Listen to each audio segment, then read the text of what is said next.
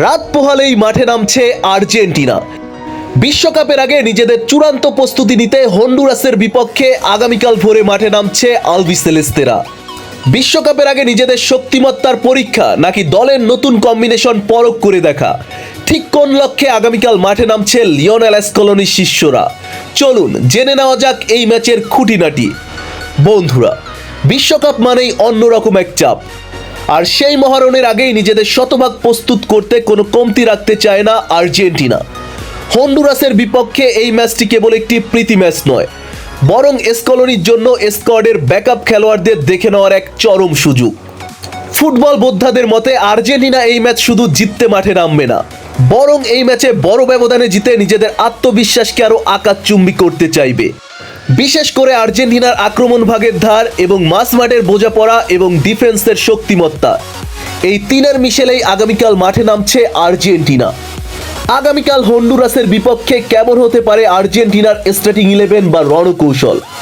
ফরমেশনের দিক থেকে স্কলোনি হয়তো তার প্রিয় ফরমেশন 4-3-3 অথবা 4-2-3-1 ধরে রাখবেন।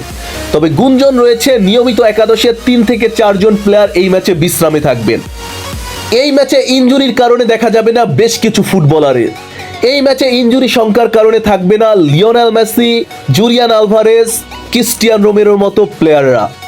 তবে তাদের পরিবর্তে এই ম্যাচে দেখা যাবে আর্জেন্টিনার বিশ্বকাপ স্কোয়াডে থাকা তরুণ ফুটবলারদের।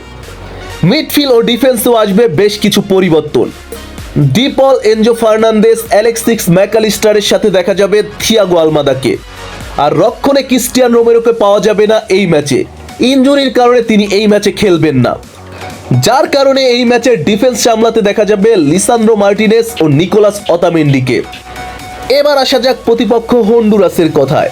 শক্তিমত্তা কিংবা সাম্প্রতিক ফর্ম, সব দিক থেকেই আর্জেন্টিনার চেয়ে ঢের পিছিয়ে আছেন তারা। বিশ্বকাপে তারা কোয়ালিফাই করতে না পারলেও আর্জেন্টিনার মতো বিশ্বসেরা দলের বিপক্ষে নিজেদের সব কিছু উজাড় করে দিয়ে তারা খেলতে চাইবে। তাদের শারীরিক ফুটবল এবং কাউন্টার অ্যাটাক ডিফেন্সের জন্য ভালো একটা পরীক্ষা হতে পারে। বিশ্বকাপের টিকিট কাটার পর আর্জেন্টিনার প্রতিটি ম্যাচেই যেন এক একটি উৎসব।